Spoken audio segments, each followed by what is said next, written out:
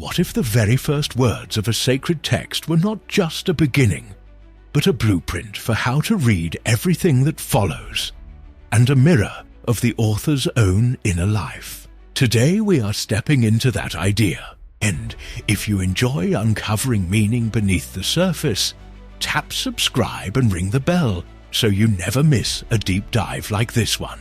Human writers reveal themselves in their work, sometimes overtly, sometimes by accident, and always in ways they never notice. As readers, we can skim the sentences, or we can slow down, listen for the heartbeat behind the words, and read between the lines. According to Jewish tradition, the divine author of the Torah does this on an immeasurably greater scale, expressing meaning directly and subtly, hinting and layering, embedding intention and even what we might call a divine subconscious.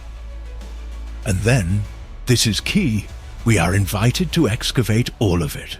To make that excavation doable, Jewish sages describe 4 complementary modes of understanding. Think of them as 4 lenses that stack, each revealing another dimension the others cannot.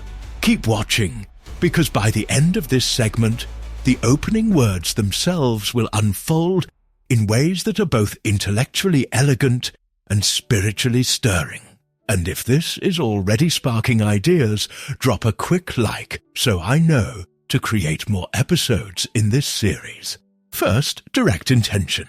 This is where we read the Torah on its most immediate level. Context, grammar, syntax, what the sentence plainly says. The text opens. Bereishit bara Elohim. In the beginning, God created the heavens and the earth. On the surface, that is a clear statement. Time begins, creation begins, and the stage is set.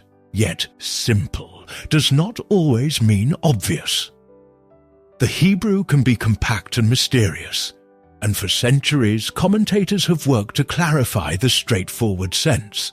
Among the most influential is Rabbi Shlomo Yitzhaki, universally known as Rashi, the 11th century French master who dedicated his commentary to illuminating the plain meaning while never losing sight of nuance. Second, hint, Remez. Here the text whispers. Meaning is encoded in patterns, numerical values of Hebrew letters, unusual spellings, even an oversized or undersized letter in a scroll. Take the Torah's first 2 words, Bereishit bara. In the beginning, God created. Their combined numerical value is 1116. That is the same value as the Hebrew phrase Rosh Hashanah Nivra. It was created on Rosh Hashanah. The hint is elegant.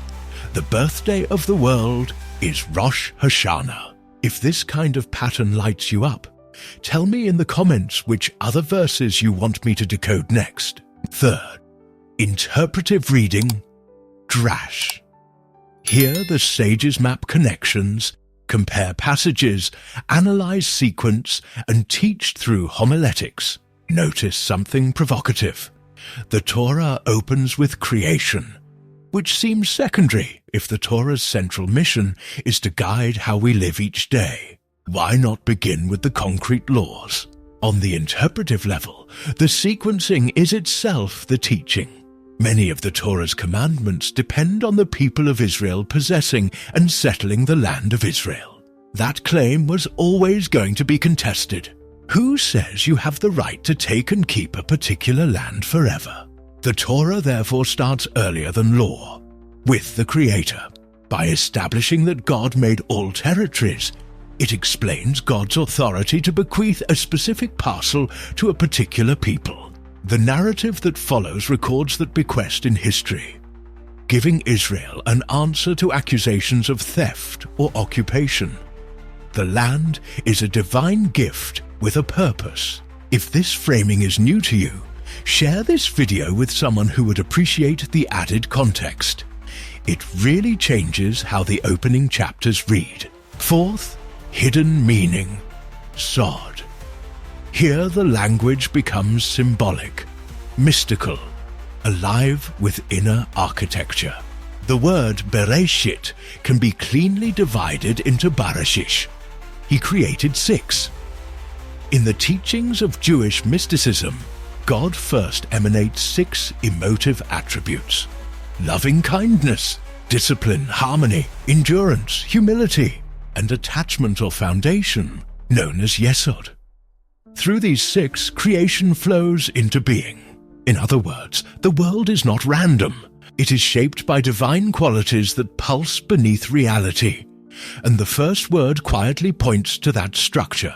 So in just a handful of syllables, we are already navigating 4 layers at once.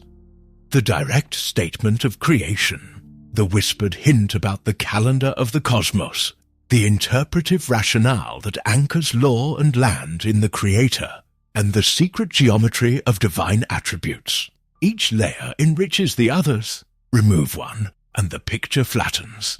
Keep all 4 in view, and the text becomes a living terrain. If this exploration is helping you see more than you saw before, consider joining our community at True Light. Subscribe now, and check the description for resources to study these methods for yourself. Also, what question should we tackle next? More on Rashi's approach, a tour of classic Remez techniques, or a guided walkthrough of the 6 attributes in daily life. Comment your pick below so I can shape the next chapter with you. And remember, we have only touched the surface.